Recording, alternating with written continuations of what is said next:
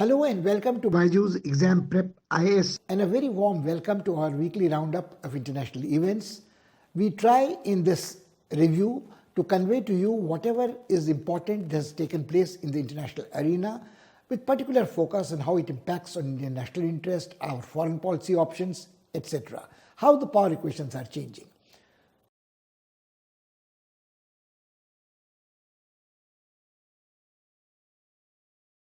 For the past few weeks, our attention has been focused almost in a tunnel vision kind of a thing on the crisis in Ukraine. Will Russia invade Ukraine? How will the West react to it? Would NATO react militarily? Would the economic sanctions be harsh enough to deter Russia? For a long time it seemed that diplomacy would succeed and some respite would be brought. Unfortunately, the pendulum has been swinging from one extreme to another extreme, from a flashpoint of a disastrous explosion of a major European war to relatively tense peace. At the moment, it seems that Putin has decided not to blink, not to back out. People were thinking that his endgame was faltering, but he has succeeded in getting what he wanted, recognizing the two autonomous republics in Ukraine, and also seen to it that the West's response has been, like in the Crimean crisis, probably ambiguous, somewhat lukewarm, and Biden is once again in some kind of a corner which he has painted himself to be. But that apart, we will of course review how this continuing crisis is unraveling, what might be in store for Ukraine, Russia, America, and the world, rest of the world in coming days. But in the meantime, we'll also review with you certain other developments in the neighborhood from which we have been distracted because of the Ukraine crisis, and developments elsewhere on other continent, which over a long-term perspective may likely be as important as the Ukraine crisis.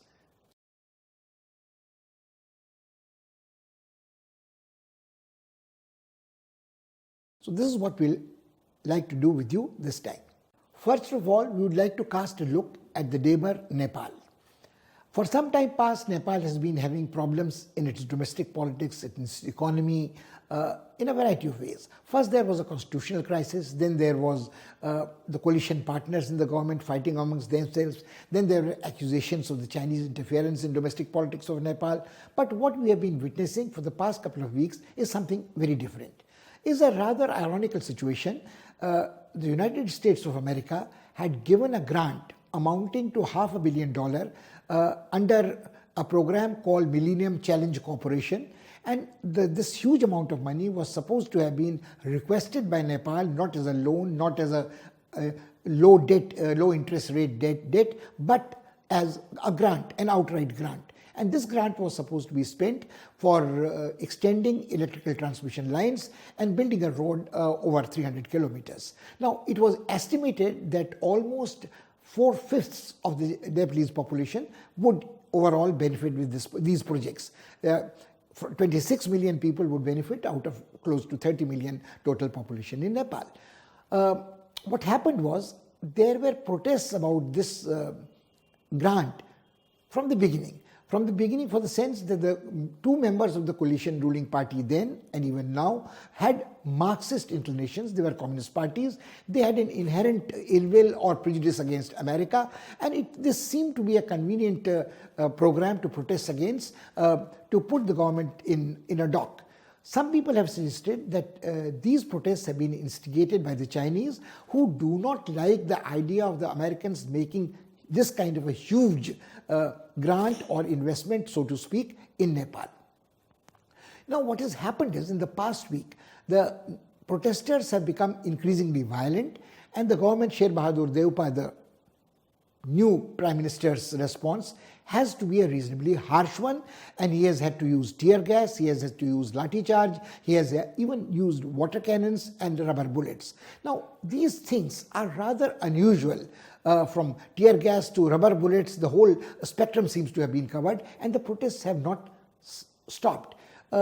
What people think is that the Chinese are instigating these protests, but I think the reasons are even more deep-rooted. The Chinese hand cannot be wished away, but because of the Nepalese economy, which has been deteriorating ever since COVID, because it was dependent on for foreign exchange earnings on tourist trade, which has been devastated. The number of unemployed youth is increasing. The economy, the inflation is there, and the government has failed to curb corruption at various levels. So all these combine in making a very, very angry youth restless, and they are coming onto the streets, and they can be exploited by anybody.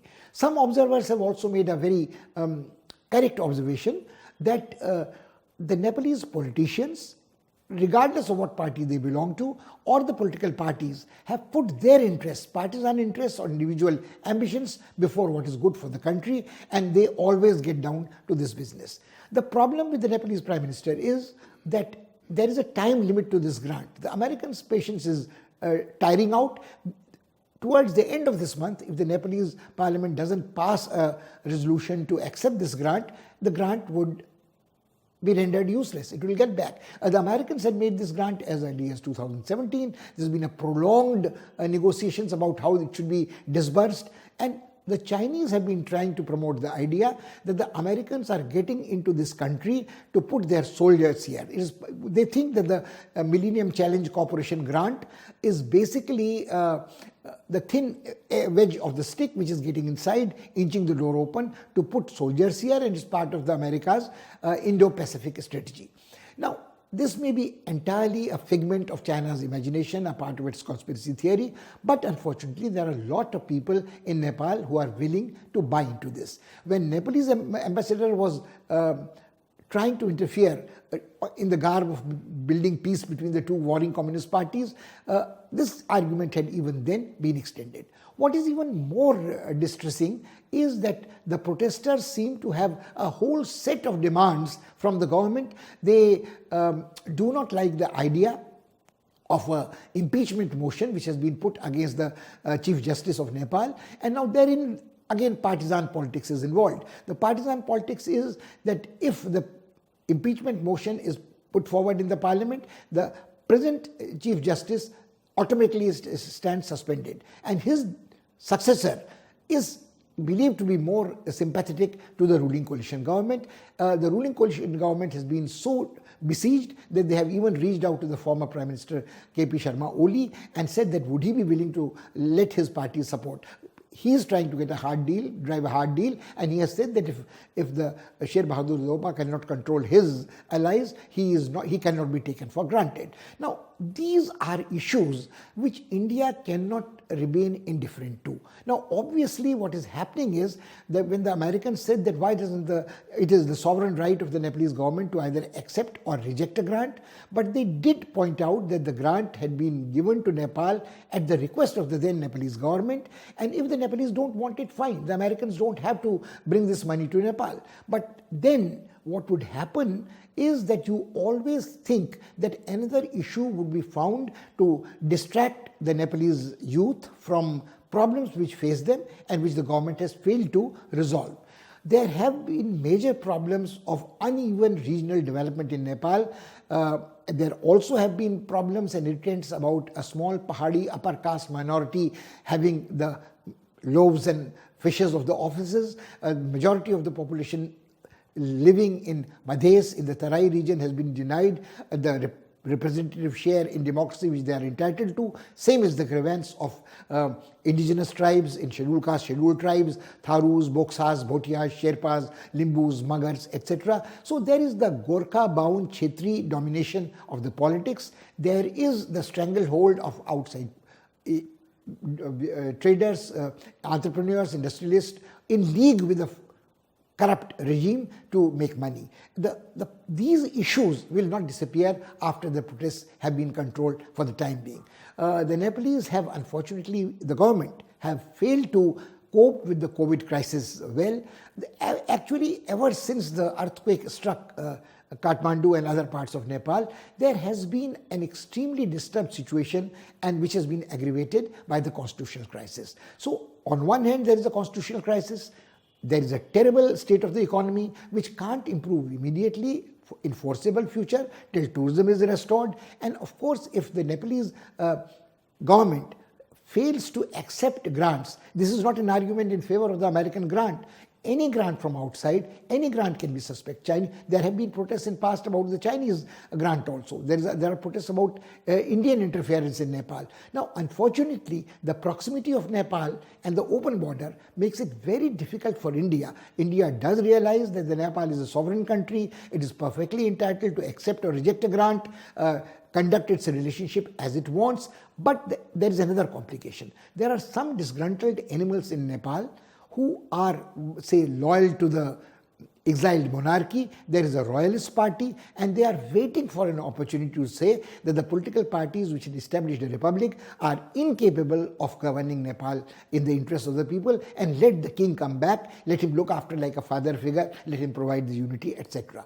Now, you can't turn back the hands of a clock, but the problem is that there are some people who also whisper that Nepal should not remain a secular republic. It should become again a Hindu kingdom or a Hindu republic, call it whatever you may. Now again, the problem is that the Indians have to worry not about Nepal, they have to worry about a large, this is not a diaspora, but the people of Nepalese origin in what is Gorkhaland territory, which is Sikkim, where the Nepalese people of Nepalese origin have a majority. So there is a spillover effect of whatever is happening in Nepal, particularly in Tarai and in the adjacent areas of West Bengal, Sikkim, etc.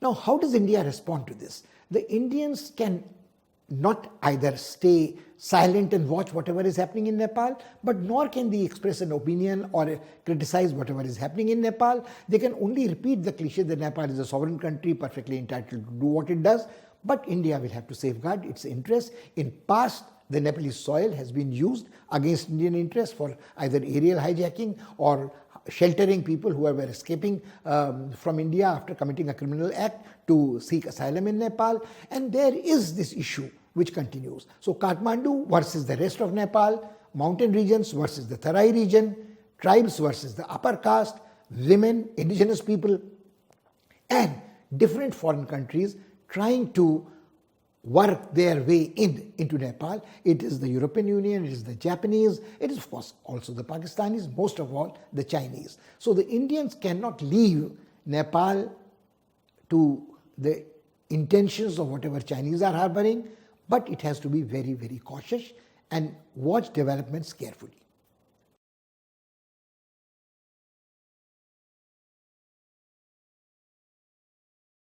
Another event which passed almost unnoticed by a majority of international relations analysts was the successful organization of Winter Olympics in Beijing.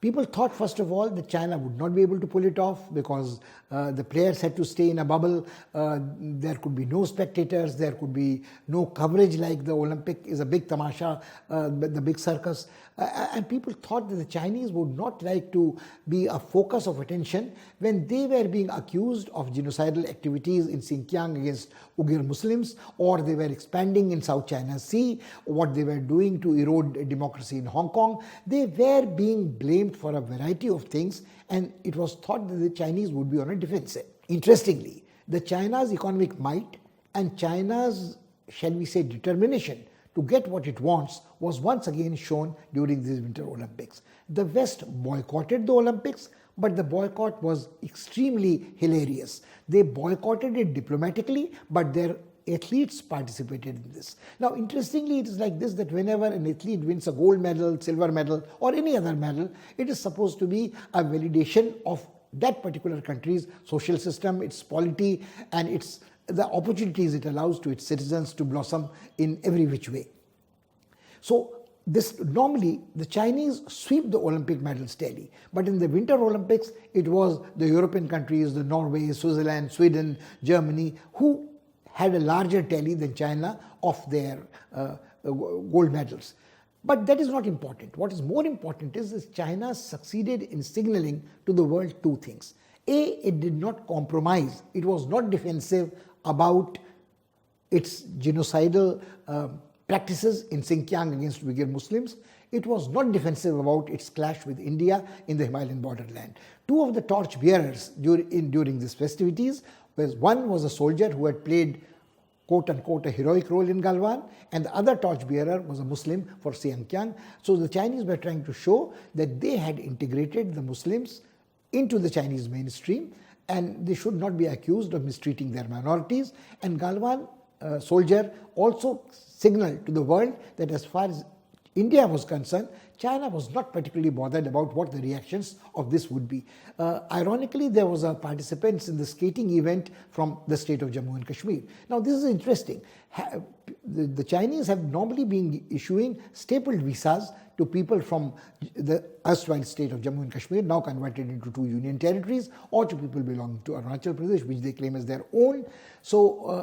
Or denying visas to high-ranking Indian generals or diplomats who they think have been deployed in Kashmir and have been party of Indian quote-unquote annexation or occupation of Kashmir. They have lent their support to Pakistan in its bilateral dispute with India, claiming that they now also are a party because they have built a road through what was gifted to them, handed over to them in Pak-occupied Kashmir in the Ladakh region, the infamous Aksai Chin.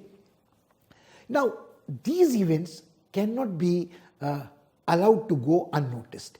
I think the Chinese had also been accused when the corona pandemic broke out that they were very opaque about, they were not letting the world know how the virus had escaped from a lab in Wuhan. They were accused of putting pressure on WHO and not allowing an objective fair report to be issued out.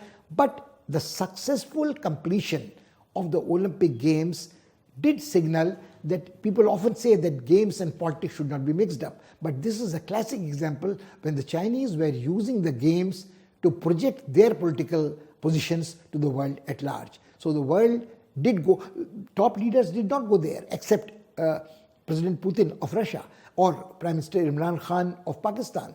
One almost the head of the government in a client puppet stage, the other expressing ideological solidarity vis-a-vis the Americans in the West in a moment when he was taking on them very pugnaciously. But the net result is that the Chinese proved that they are the second largest economy in the world. They have the resources.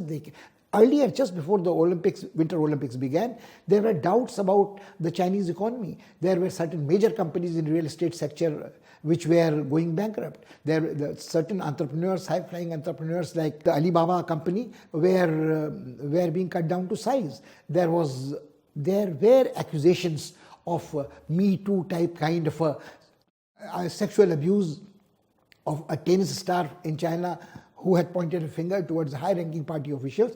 So from that stage, from a dock in which all kinds of accusations were being targeted at China, China seems to have emerged after the Winter Olympics, a country which is a little more confident of itself. Not that China has lacked confidence ever. Now, there are two interesting things which should be mentioned in the context of the Ukraine crisis. The whole world was saying that President Putin was holding back his hand because he did not want to invade Ukraine and embarrass his ally China at that stage. And almost it coincided with the timetable. The last day of the Olympics was the most critical for the Ukraine, and right after the Olympics were over, the two autonomous republics of Luhansk and Donetsk were recognized by Putin. Putin also succeeded in getting a resolution approved from its Supreme Council that he could deploy Russian forces wherever he wanted to. But there is a catch to all this, and this is what the update on the Ukraine crisis is. China has independent relationship with Ukraine. Very few people realize that China is the largest trading partner for Ukraine. And not only China is the largest trading partner for Ukraine, how does China do this $15 billion worth of annual trade with Ukraine unless it has a free passage through Russia? Now, if Ukraine is going through the throes of a civil war, if Russia invades that, the Ukrainian army retaliates, if there is a militia which is mobilized and deployed, things will not be normal. And this trade is definitely going to be affected. It is the eastern part of Ukraine which has the coal mines, which may or may not be eyed by China, but the Chinese interest and the Russian interest do not seem to coincide entirely in Ukraine anymore now. If Putin is bent upon doing this, then the Chinese are going to be very careful, as has become obvious when the Chinese leader Xi Jinping said that he hopes that everything would be settled diplomatically, and repeated the principles of Panchsheel, that the sovereignty of a neighboring country or any country should be respected, all disputes should be settled peacefully, and there should be no interference in any other countries. Now, some might laugh it off and say that China does not live by these principles itself, but this hypocrisy is quite common in international relations. So the Chinese-Russian relationship is going to be a little more complicated after the unraveling of the Ukrainian crisis. Also, the Chinese are not going to give up their economic interests, and Ukraine is also an important link in their Belt and Road Initiative. So I think we'll have to wait and watch.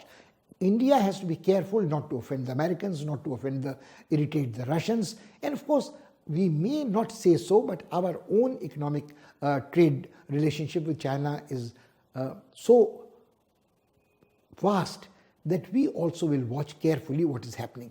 Now, there are 2 or 3 other implications. If Putin can get away with this in Ukraine, can China try a strategy of this kind vis-a-vis Taiwan? Can it try to do something of this kind vis-a-vis Bhutan, certain parts of Bhutan, or even Arunachal in India, which it has never given up its claim? So these are issues which we have to very carefully watch. How do you violate the sovereignty of a nation that is a member of the United Nations? The United Nations may condemn your conduct, but Russians have gone ahead with that. Can this be embolden China to try something on this part? A very strange statement was made by President Trump, who, criticizing Biden, said that maybe we can do something like this towards our southern border. First of all, he insulted Biden by saying that had I been in White House, nothing of this kind could have happened. He praised President Putin, and people were remembering how he was impeached because the charge was that the Russian intelligence agencies had helped him to win the election against Hillary Clinton. That is a different story. But Trump saying that we can do something like this towards our southern border, whether it is Cuba or Mexico or where from the refugees fled to America. Don't forget that Trump was trying to build a wall there. But much rather build than wall is to destabilize the state, make it an empty shell, control it, and do what you wanted to do for yourself. These are issues which are no less important than the flashpoint between Russia and Ukraine itself.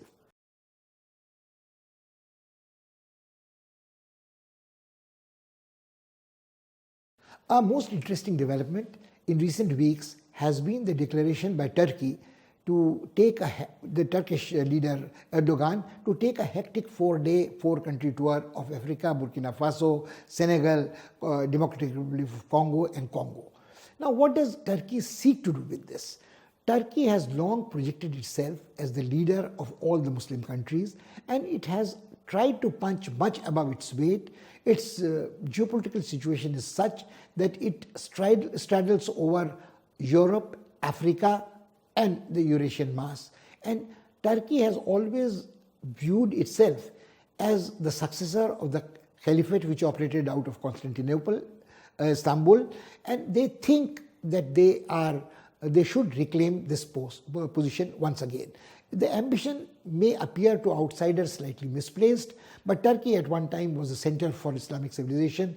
The caliphate was very much there, and of course the ambition like Putin has of restoring Russia to its past glory of a superpower, the ambition which Xi Jinping has of taking China to new heights, making it the Central Republic once again in the world by the turn of the century. Now, of course, this may appear rather odd to some people that Erdogan is no Xi Jinping, Erdogan is no Putin, but let's not forget that for the past few months, if not couple of years, Erdogan has been trying to expand the sphere of its influence. It is active in Libya, it is a partisan party there, it takes great interest in what is happening in Egypt, and it is interested in the under the seabed resources of oil, gas and minerals, and this is not entirely unrelated to that. The northwestern tip of Africa is again rich in mineral resources, oil, gas, etc. It is also strife-torn, where the extremist Islamic terrorist groups in different names from Boko Haram to Al-Shabaab are active.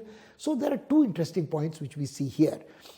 Will Turkey's entry put a check on these groups, or will they be pushing back? They will be encouraged to undertake more adventurous actions? There's one part. The second thing is that why does Turkey think that it can make an entry into Africa at this moment? The reason is that the African nations are groaning under the debt burden which the Chinese One Belt, One Road program has imposed on them. They also are extremely upset about the renewed activity of erstwhile colonial masters like France, which has been trying to, under the garb of maintaining peacekeeping, maintaining peace, brokering peace, has deployed foreign legion there, has deployed troops under the UN agencies and taken a hit. France has declared under Macron that it is going to withdraw from this region. This is more or less a kind of an ultimatum that you can't survive without us. If we withdraw, how will you live? How would you survive?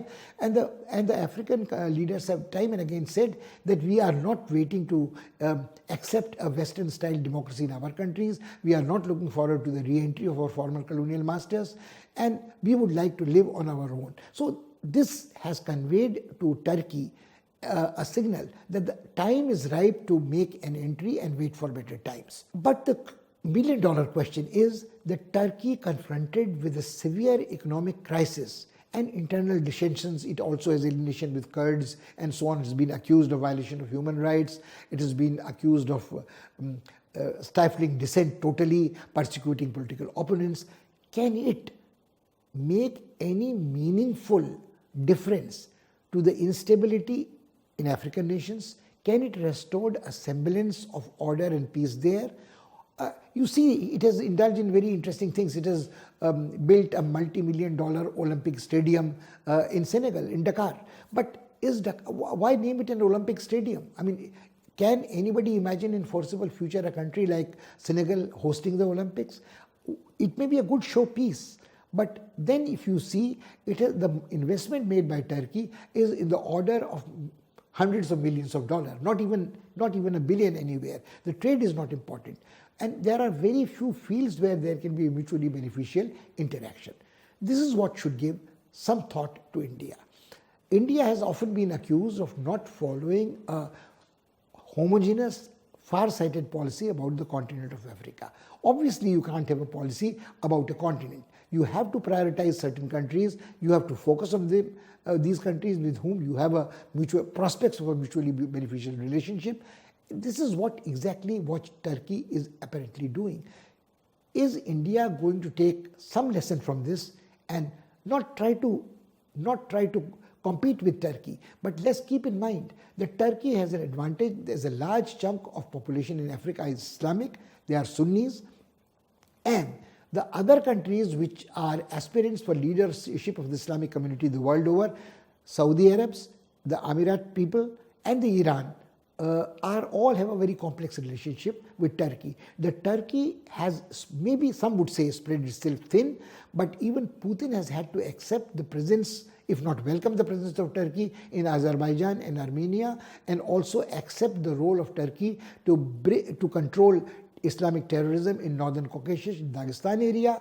And there have been a very uneasy cooperation elsewhere in the Middle East between Putin and Turkey. Now, Turkey is a member of NATO. Turkey is a member of was an aspiring member, a candidate member of European Union, but it continues to be a member of NATO, but an indisciplined member of NATO. It has flouted American diktats. It has gone against the policy of NATO. The US has scrapped the development of a fighter plane project in Turkey, but it has not stopped Turkey from selling armaments, missiles, drones to other countries which it specializes in. The question still remains, can Turkey sustain this, or is this active foreign policy, diplomacy of Turkey, is a ploy to distract the attention of people at home from the economic distress?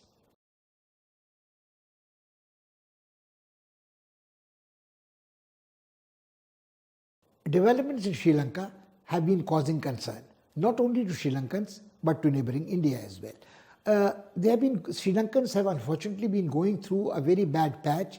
The COVID pandemic destroyed their tourism industry. Their foreign exchange crisis predates this COVID pandemic. There have been accusations of corruption in high places, mismanagement of the economy, overconfidence, the Chinese debt burden, and let's not forget that Sri Lankans have had a very difficult time in preceding decades fighting a war with Leyte and deploying all their resources in a fight against the terrorist organization. It has also had to face the Islamic terror attacks, the Easter attack on the churches. It has had an ongoing conflict between the Sinhalas and the Tamils. Forget about Leyte. It is the devolution of power, the federalism. All this has been a problem for Sri Lanka. Sri Lanka has not as yet defaulted on its sovereign bond debts, but the foreign exchange situation is getting from bad to worse and worse to worst. Now, inflation is spiraling. People have had to cope with rationing.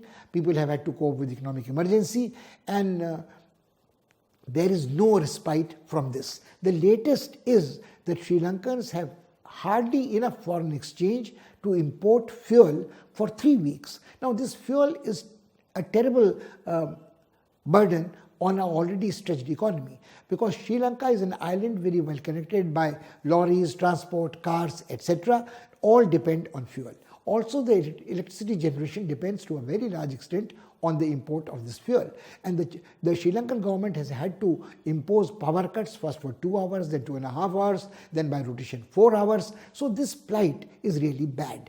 Now, India cannot remain very complacent, because India knows that any withdrawal of India from Sri Lankan crisis, their economic crisis, will be used by China to its advantage. The problem started with the Hambantota port being given on a lease to the Chinese. Hambantota, of course, is a geography which is a pocket borough of the Rajapaksa family, but all that is besides the point at the moment.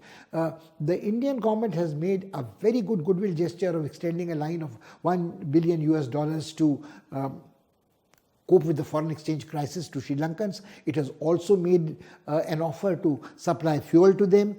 It also was very generous with its COVID diplomacy and assistance to Sri Lanka. Now, it is not a question of India trying to cope with what China or the other countries are doing, but I think India as a proximate neighbor should respond to the Sri Lankan economic needs in an integral, holistic manner. Not only think in terms of what aid it gives should be used for the benefit of the Tamil population of Sri Lanka or the northern Jaffna Peninsula.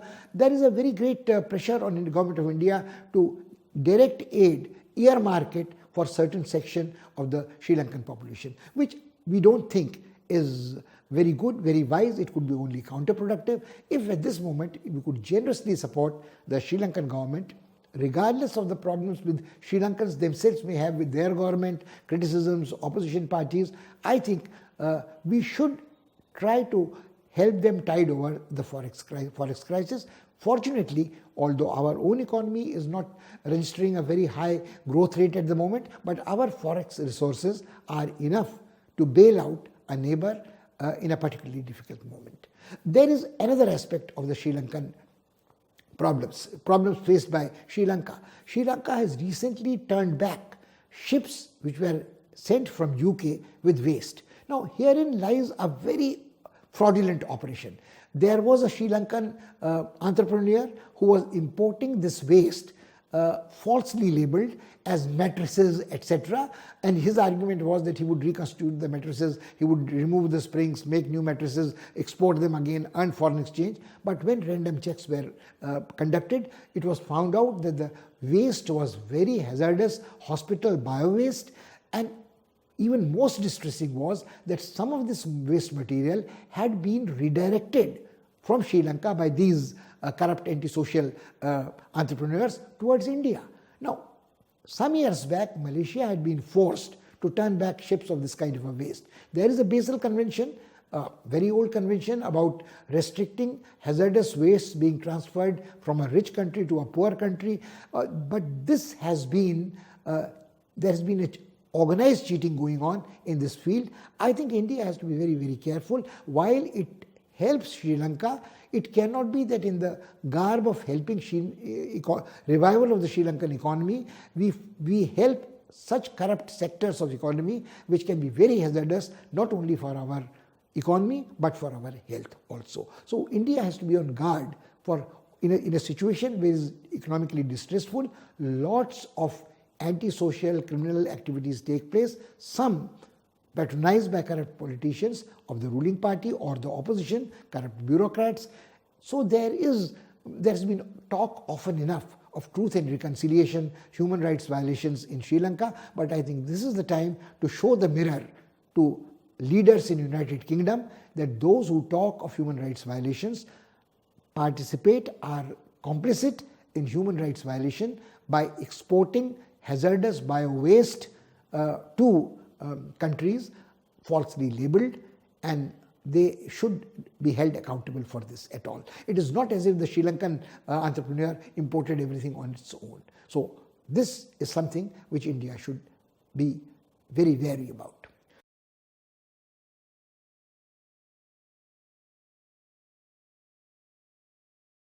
So what has the past few weeks told us? What the lesson we learned from this is that if there is a confrontation between major powers, superpowers, the crisis doesn't resolve easily at all. If there is a direct confrontation, it is a long time before the crisis unravels. What we cannot overlook is that the United States of America is a major power in retreat. It doesn't have the morale, it doesn't have the strong will to confront an adversary and insist that its interests should be protected. The credibility of the American president, especially since Biden took over, since America's withdrawal from Afghanistan, has severely been dented.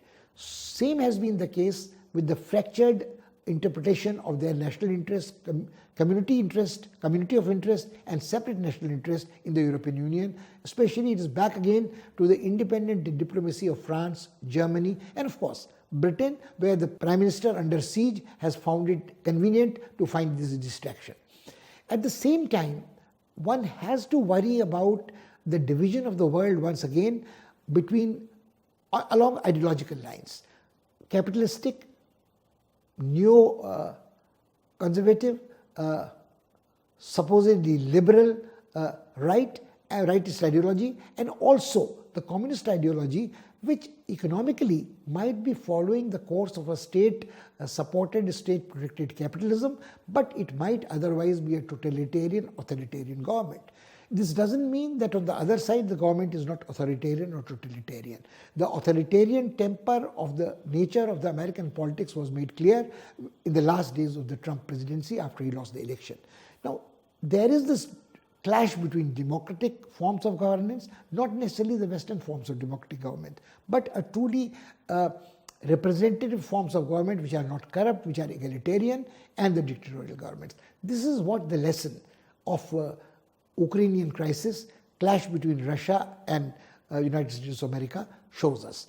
It also shows us that there is the helplessness or the irrelevance of the United Nations. Often enough we talk about India's claim to a Security Council permanent seat, but what use is that seat if the organization is a total failure? All it can do is to watch, wait, condemn, to no effect at all.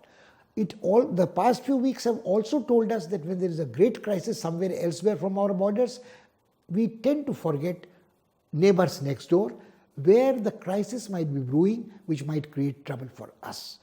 We also have to look at the example of Turkey and say that how a country with an economy in a horrible shape, with a government which is not very popular with its own people, which is divided, has ambitions to project itself punching above its weight in the international arena and reordering its relationship with erstwhile enemies. This is what India should watch, but not only watch and wait. It has to react. The policy of masterly inactivity is not going to serve us well. That is all we have for you this week. Till we meet again, goodbye and thank you.